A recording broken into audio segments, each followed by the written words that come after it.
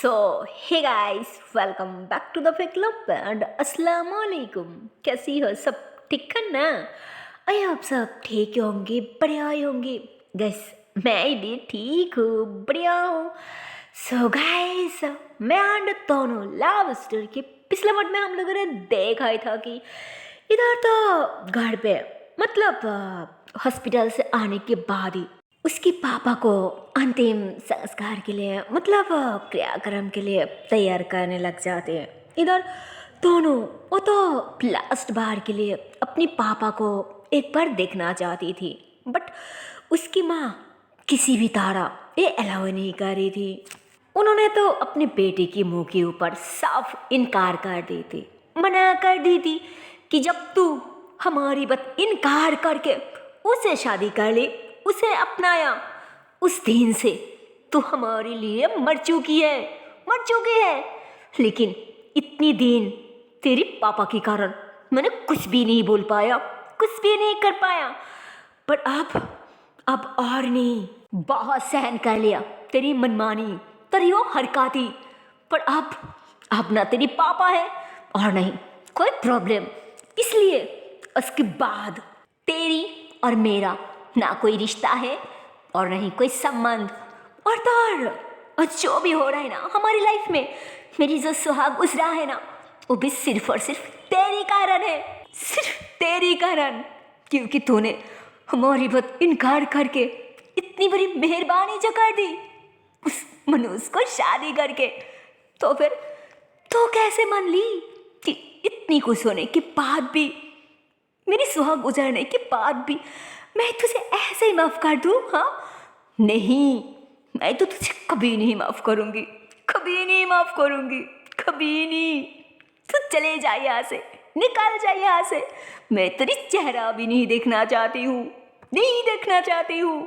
और नहीं, मैं ये चाहती हूँ कि तू या फिर तेरी साथ कोई और मेरे पति की अंतिम पे हिस्सा ले। नाउ गेट लॉस्ट, निकलो मेरे घर से अभी अभी की अभी, यहाँ पे और कभी मत आना। और हाँ, जाते वक्त अगर हो सके ना तो दया करके उस लायर से एक बार जरूर मिल के जाना। और याद से इस घर में कभी गलती से भी कदम मत रखना।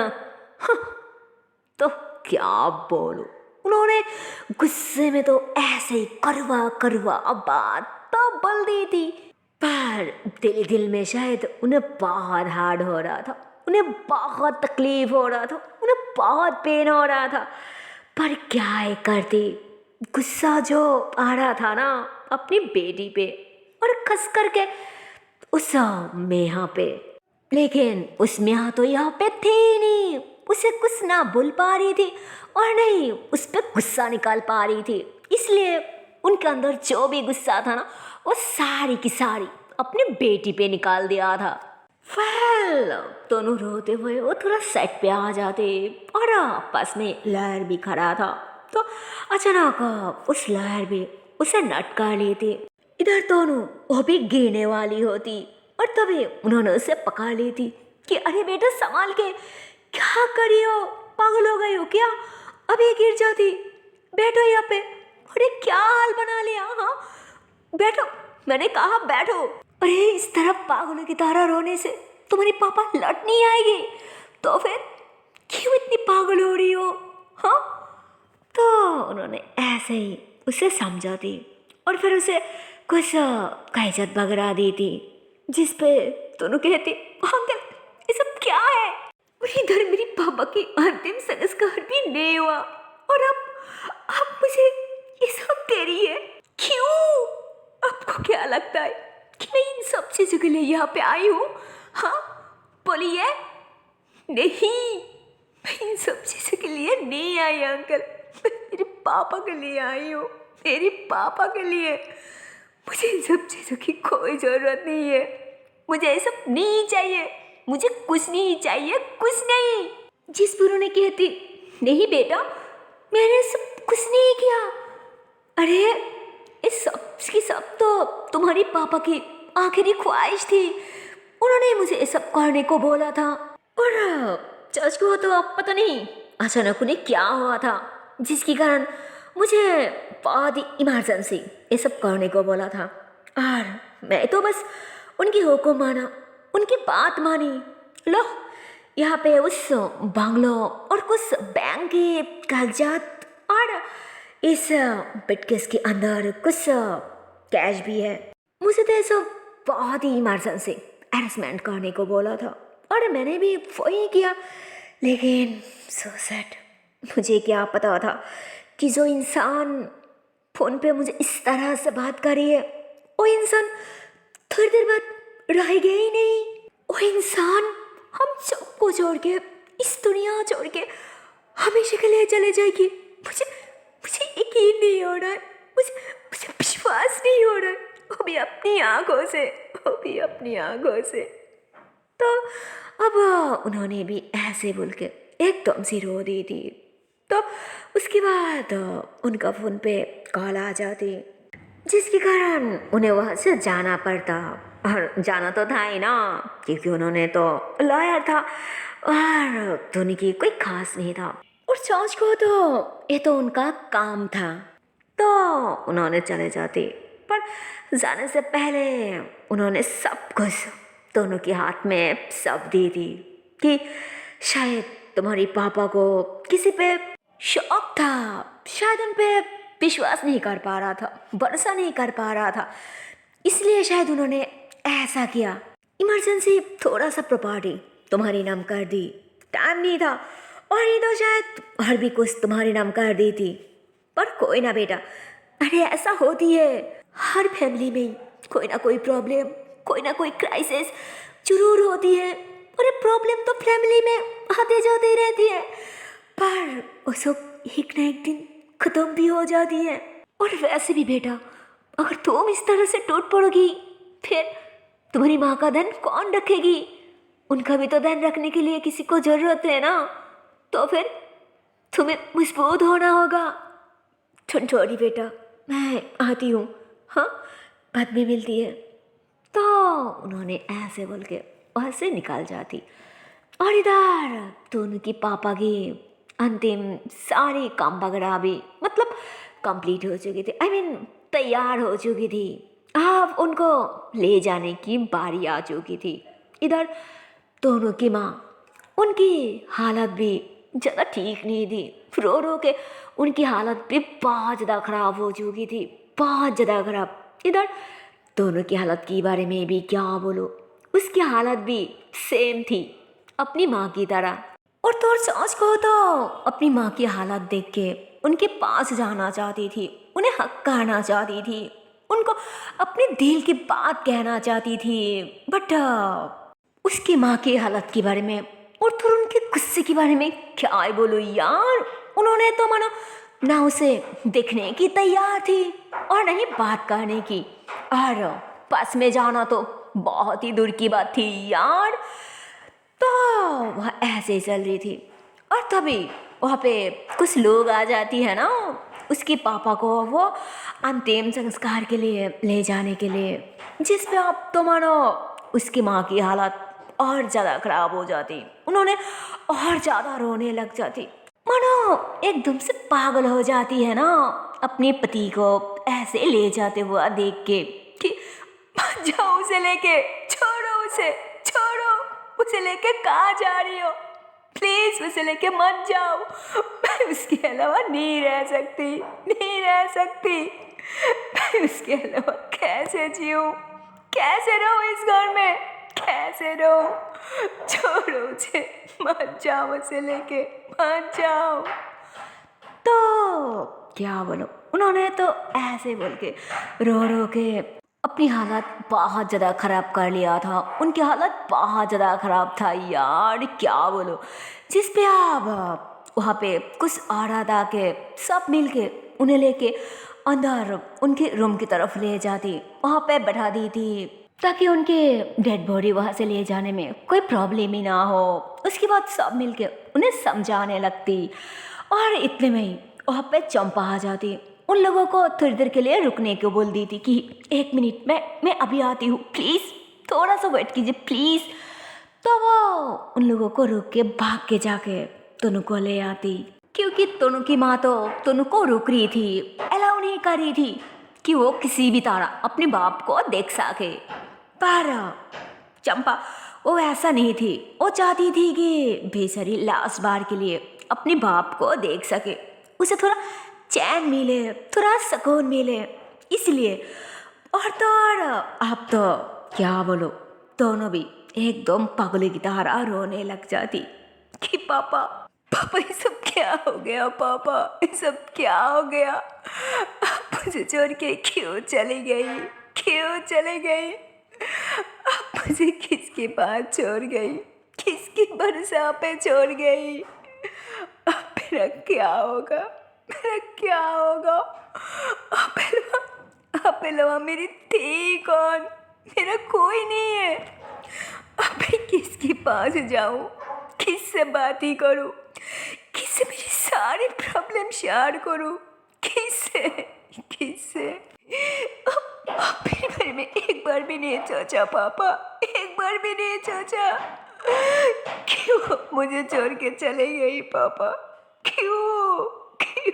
और तो और अब मुझे जो भी प्रॉपर्टी दिया है ना, मुझे मुझे कुछ नहीं चाहिए, मुझे कुछ भी नहीं चाहिए, मुझे तो सिर्फ आप चाहिए पापा, मुझे सिर्फ आप चाहिए, मुझे मुझे मेरा हीरो जैसा पापा चाहिए।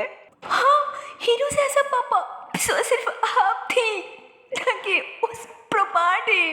मुझे मुझे सिर्फ आप चाहिए पापा, मुझे सिर्फ आप चाहिए, सिर्फ आप चाहिए। तो क्या बोलो यार, दोनों भी तो ऐसे बोल के वो पागलों की तरह, यार क्या बोलो, बेचारी बहुत ज़्यादा रो रही थी यार, बहुत ज़्यादा, मनो रो रो के वो भी पागल हो रही थी। इधर वो लोग भी एक दूसरे को इशारा करती कि अरे तुम लोग खरी खरी देख क्या रही हो, कौन क्या रही हो, देख रही हो ना इसकी हालत, रुको इसे। और वैसे भी अंतिम के लिए हमें भी लेट हो रहा है, जिस पे अब चंपा और उसके साथ और भी कुछ लड़कियां वगैरह था, तो वो सब की सब मिलके अब दोनों को रुकने की कोशिश करती, उसे समझाने लग जाती, जबकि दोनों तो पूरी तरह से पागल हो रही थी।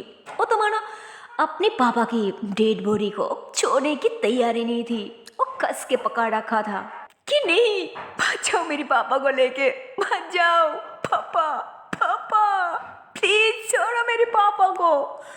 तो दोनों ऐसे बोल के बहुत ज़्यादा रोने लग जाती, जिस पे अब सबकी सब उसे अस्से से रोकती, और इधर सबकी सब मिलके अब उसके पापा की डेड बॉडी लेके वहाँ से चले जाती है ना वो अंतिम संस्कार के लिए।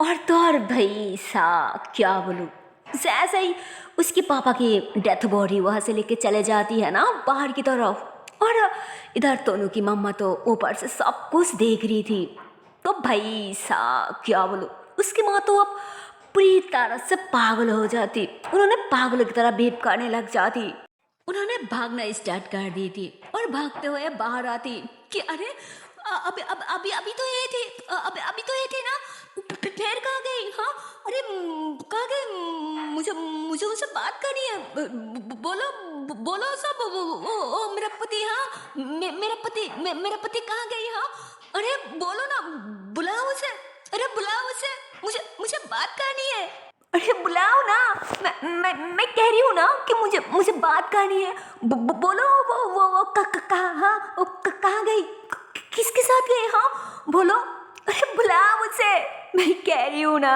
कि मुझे बहुत इम्पोर्टेंट बात करनी है, मुझे बहुत इम्पोर्टेंट बात करनी है, बुलाओ मुझे, अरे कोई तो बुलाओ उसे, कोई तो बुला दो, कोई तो बुला दो। तो क्या बोलो यार, इधर तो मानो दोनों को अपनी माँ की हालत अपनी आंखों से दिखा नहीं जा रहा था, क्योंकि सच में उसकी माँ एकदम से पागल हो चुकी थी, और अपनी माँ की हालत देख क्या दोनों भी भाग के आके अपनी माँ को पका लेती, और वो भी जोर जोर से रोने लग जाती कि मम्मा मम्मा मत बुलाओ पापा को, मत बुलाओ, पापा और कभी नहीं आएगी मम्मा, पापा और कभी नहीं आएगी, कभी नहीं आएगी। जिस पे आप दोनों की बात सुन के उन्हें गुस्सा आ जाती, उन्होंने गुस्से से दोनों की तरफ देखती कि तू तू तू यहाँ क्या करी है, तू यहाँ क्या कर रही है? तो उन्होंने ऐसे बोल के दोनों को शिरों से जोर से धक्का दे दी थी कि तू कौन है मुझसे बात करने वाली? हाँ, मैंने बार बार बोला तुझे यहाँ से निकाल जाने के लिए, पर तू अभी तक यही रुकी है, अभी तक नहीं निकला। मैंने अभी भी कह रही हूँ निकाल जाए यहाँ से, और इस घर की तरफ दोबारा कभी कदम भी मत रखना, समझे? तो मैं भूल गई हूँ तुझे, मैं भूल गई हूँ, तेरा और मेरा कोई रिश्ता नहीं है, कोई रिश्ता नहीं, समझे? तो समझे ना?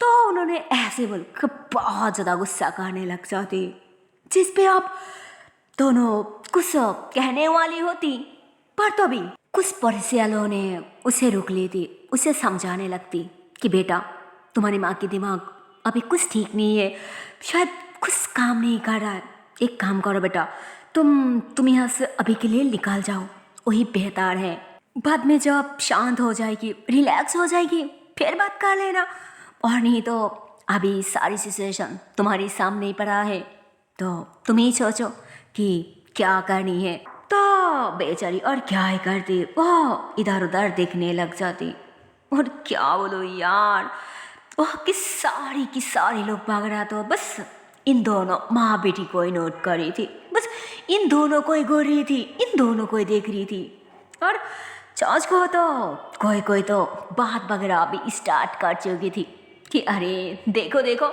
इन माँ बेटियों की ड्रामा, पापा की तो अभी तक अंतिम काम भी खत्म नहीं हुआ और ड्रामा स्टार्ट हो गया। हाँ, क्या बोलूं इन सब अमीर लोगों को। तो इतने में ही और एक औरत आ जाती कि हाँ बहन जी, ड्रामा की देखा ही क्या है, सुना है ना कि इनकी एकलौती बेटी ने शादी की, वो भी खुद की मर्जी से। तो और एक औरत कहती है हाँ सुना है, क्या उसके पति आई है क्या? तो उस औरत ने कहती अरे कैसे आएगी, शर्म नहीं है क्या, दामाद होगी फिर ना आएगी। अरे मैंने सुना है उनकी लड़की जिससे शादी किया है ना, वो कोई लड़का नहीं लड़की से शादी किया अपनी मर्जी से। तो सोचो इन लोगों की घर पे क्या ड्रामा चल रहा है। तो इतने में बीच में और एक लड़की कहती अच्छा इसलिए तो इसकी माँ शायद ऐसे भी कर रहा है, अब समझ आ रहा है ना कि आखिर प्रॉब्लम क्या है इन दोनों माँ बेटियों के अंदर। और सडनली इतनी ज़्यादा डिस्टेंस कैसे, जबकि इन दोनों की फैमिली कितनी असाधा, कितनी हंसती खेलती फैमिली थी, फिर अचानक ऐसा क्या हो गया जो इतनी ज़्यादा दूरियां आ गई सबके बीच। अच्छा तो यही है असली प्रॉब्लम, मतलब एक बेटी के कारण एक फैमिली की सब एक दूसरे से दूर है। क्या बोलूं इस तरह की बेटियों को जो अपने माँ बाप की वैल्यू नहीं करती, उनकी इज्जत नहीं करती, उनके सम्मान की कोई परवाह नहीं करती। छी, क्या बोलूं, मुझे तो नहीं चाहिए यार ऐसे संतान। तो इतने में और एक औरत ने कहती हाँ मुझे भी नहीं चाहिए इस तरह की औलाद। हाँ अब देखो कैसे मुंह उठा के चले आई उसी घर पे, छी शर्म वरम कुछ भी नहीं है, छी। तो वो लोग तो ऐसे बोल के चीची करने लग जाते। तो इधर दोनों वो तो सब कुछ सुन रही थी, लेकिन इतनी सारी बातें, इतनी सारी अपमान सुनने की बाद उसके अंदर कितनी ज़्यादा हार्ड हो रही थी, कितनी ज़्यादा बुरा लग रहा था, कौन से तूफान चल रहा था वो तो शायद किसी को नहीं पता था ना, वो तो सिर्फ उसे ही पता था। बेचारी बहुत ज़्यादा रो भी रही थी, बट उसे कुछ समझ नहीं आ रहा था क्या करूँ तो क्या करूँ, जाओ तो कहाँ जाओ, मैं क्या करूँ, पर यहाँ रहने की कोई फ़ायदा नहीं है, यहाँ से चले जाना ही शायद बेहतर होगा। हाँ मैं चले ही जाती हूँ, वही सही होगा। तो वो ऐसे ही सोचती, अपनी आंसू पोंछती, इधर उधर देखती, और फिर किसी को बिना बताए चुपचाप वहाँ से निकल जाती। तो इतने में चंपा से ऐसे देखती है ना कि उसकी दी तो ऐसे पागलों की तरह रोते हुए भाग रही है, तो वो भी उसके पीछे भागने लग जाती कि दी रुकिए, दोनों दी, अरे मेरी बात तो सुनिए दी। पर क्या बोलो यार, दोनों तो एक सेकंड भी नहीं रुकती और बस रोते हुए बीच रास्ते में ही निकल पड़ती और सीधा वो भागते हुए हॉस्पिटल आ जाती है ना, जिस हॉस्पिटल में वो नेहा एडमिट थी। तो वो भागते हुए उस केबिन के अंदर आ जाती और पागल की तरह रोने लग जाती और ऐसे ही रोते हुए मानो वो एकदम से नेहा के सीने से लग जाती। और इधर नेहा, वो तो अभी भी बेड पे लेटा हुआ था, उसे शायद कोई इंजेक्ट किया था जिसके कारण वो अभी भी नींद में थी। तो जैसे दोनों उसे ऐसे पकड़ के रोने लग जाती है ना, तो इतने में वो धीरे धीरे आँखें खोलने लग जाती और ऐसे ही दोनों को टच करने की कोशिश करते, उससे बात करने की कोशिश करते, बट तभी ओ नोट करती कि मतलब ना उसके हाथ हिल रहा है और नहीं उसके पैर। वो तो एकदम से शॉक्ड हो जाती और ऐसे कहती, जान ये क्या हो रहा है? मैं मैं मैं तुम्हें छू क्यों नहीं पा रही हूँ? और मेरे पैर क्यों नहीं हिल रहा है? मेरे पैर में नीचे नीचे क्यों नहीं उतर पा रही हूँ? हाँ, क्या क्या क्या हुआ मुझे? हाँ, बोलो क्या हुआ मुझे? जिस पे अब नेहा की बात सुन के दोनों भी एकदम से शॉक्ड, वो फौरन अपनी चार उठाती, अपनी आंसू पोंछती कि क्या कह रही हो तुम? पैर नहीं हिल रहे मतलब? क्या क्या कह रही हो? डॉक्टर डॉक्टर नर्स कहाँ गई सब? नर्स! तो इतने में ही वहाँ पे डॉक्टर के साथ साथ दो नर्स भी आ जाती और कहती, क्या हुआ मैम? सब ठीक तो है ना? अब चिल्ला क्यों रही है? आपके पेशेंट तो ठीक है ना? बोलिए क्या हुआ? तो इतने में ही दोनों कहती, नहीं कुछ ठीक नहीं है, कुछ भी ठीक नहीं है। मेरे पेशेंट को देखिए, उसके हालात देखिए। ये कह रहा है ये सही से हाथ में नहीं उठा पा रहा है और नहीं पैर। प्लीज डॉक्टर अच्छे से देखिए और बोलिए ना, फिर ये उठा क्यों नहीं पा रहा है? खुद की पैर हिला क्यों नहीं पा रहा है? प्लीज डॉक्टर प्लीज सही से देखा है ना, इसे क्या हुआ? क्यों ऐसा हो रहा है? Please doctor please. तो दोनों ऐसे बोलकर उन्हें रिक्वेस्ट करने लग जाती, जिस पे और डॉक्टर कहती, I am sorry Mrs Tanushree, असल में हमें थोड़ा गलतफहमी हो गया था। पेशेंट की हालत देख के हमें लगा था कि शायद उनके पैर की हड्डियाँ टूट चुकी है, घुटनों टूट चुकी है, बट ऐसा कुछ नहीं है। उनकी पैर की हड्डियाँ कोई टूटा वूटा नहीं, असल में उन्हें कुछ अलग तरह की चोट लगी है और इस तरह से चोट लगी है कि उनके दोनों पैर पैरालाइज हो गया। तो गॉड क्या बोलो, ये बस सुन के तो मानो दोनों एकदम सी दिल के साथ लग जाती कि क्या कह रही है आप? जिस पर डॉक्टर कहती, यस मैं जो कह रही हूँ अब बिल्कुल ठीक कह रही हूँ, पर हाँ उनके हाथ में ऐसे थोड़ा चोट लगी है, वो बहुत जल्दी ठीक हो जाएगी, पर पैर के बारे में हम कुछ नहीं बता सकते। I am sorry. तो भाई साहब क्या बोलूं, ये बात सुन के तो मानो दोनों एकदम से पागल हो जाती कि नहीं नहीं नहीं नहीं, ऐसा नहीं हो सकता, ऐसा नहीं हो सकता, ऐसा कभी नहीं हो सकता, कभी नहीं। मैं नहीं मानती, मैं नहीं मानती, मैं नहीं मानती। तो क्या बोलूं यार, बेचारी दोनों, क्या सारी की सारी प्रॉब्लम, सारी मुसीबत उसके नसीब में थी यार।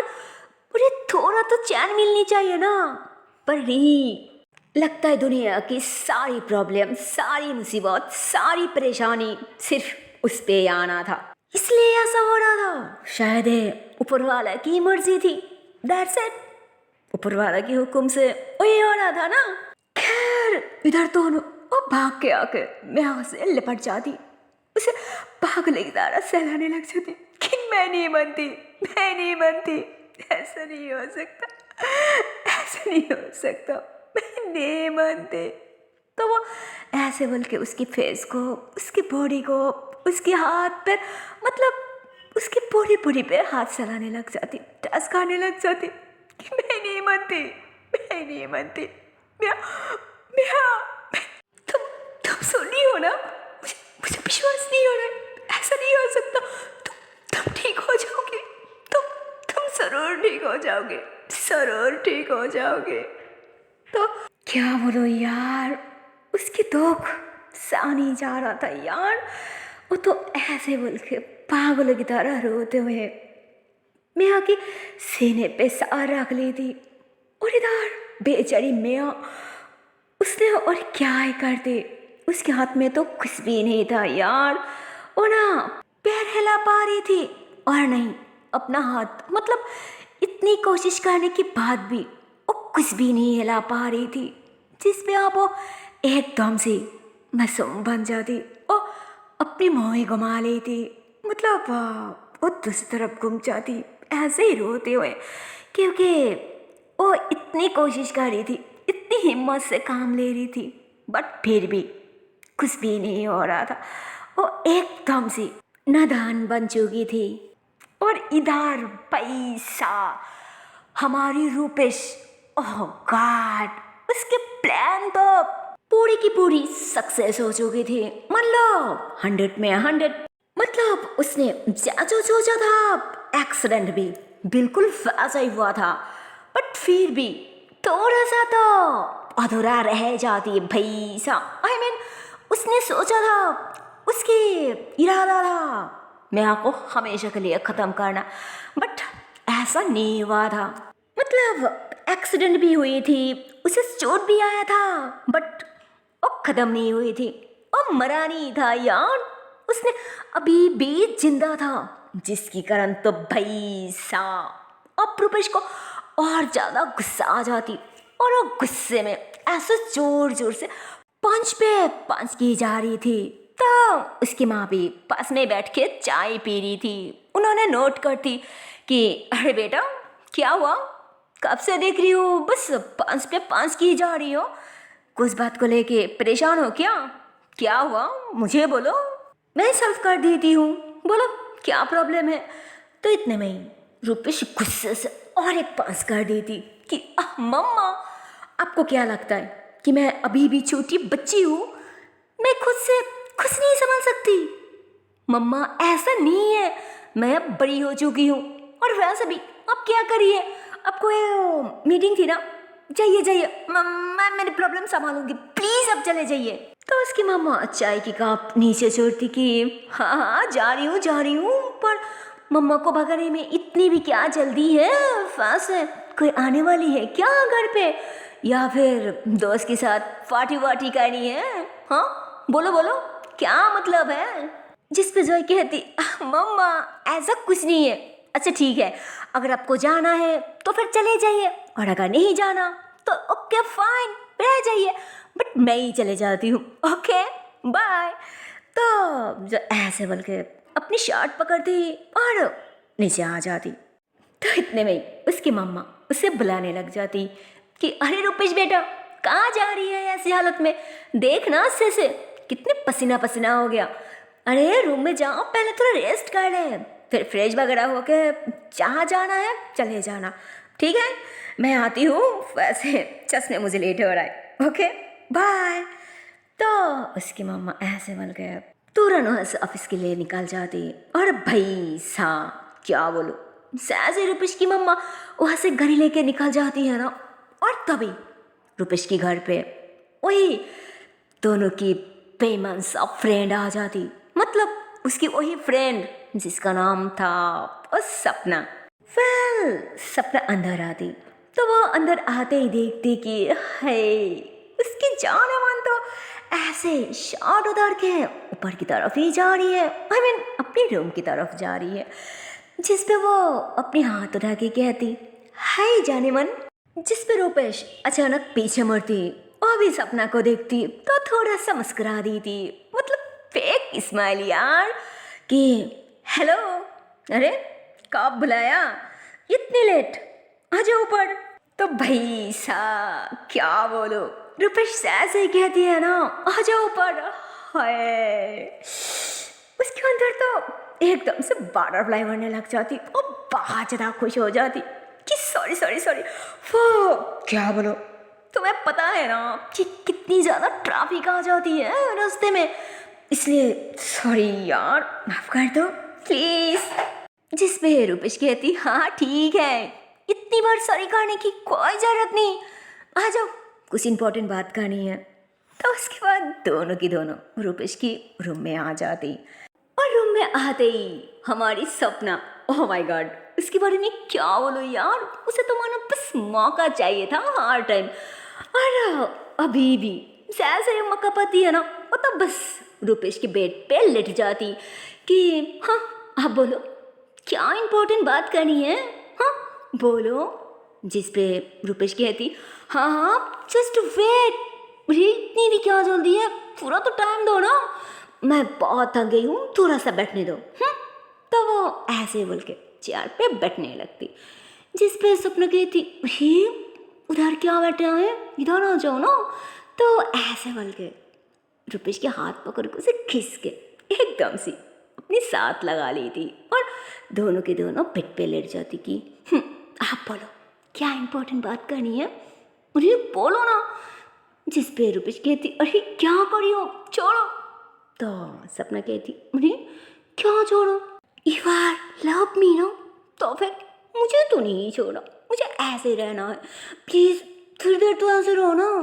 जिस पे रुपेश कहती हाँ हाँ लव यू प्लीज़ जॉन, अरे मैं कहाँ ना कि मैं तंग गई हूँ, प्लीज़ थोड़ी देर बाद प्लीज़। तो बेचारी सपना क्या ही करती और चढ़ रही थी कि ठीक है पर बाद में पक्का ना। तो रुपेश कहती हाँ पक्का, प्लीज़ हमें थोड़ा सुकून से बैठने तो दो प्लीज़। तो सपना भी उठ के बैठ जाती कि हाँ ठीक है, अब बोलो क्या बात करनी है। तो रुपेश उसे कुछ बताने लग जाती, पर रुपेश उसे क्या बताने लग जाती वो देखने के लिए तो आप लोगों को देखना पड़ेगा नेक्स्ट पार्ट। सो जल्दी है नेक्स्ट वीडियो पे, तब तक के लिए टाटा बाय बाय। पर जाने से पहले एक छोटी सी रिक्वेस्ट है यार, अगर वीडियो को अभी तक लाइक नहीं किया शेयर नहीं किया तो बहुत गलत बात है यार, अरे जल्दी से लाइक कर दो शेयर कर दो और चैनल को कर दो subscribe. Okay tata and bye bye, so take care guys, bye bye.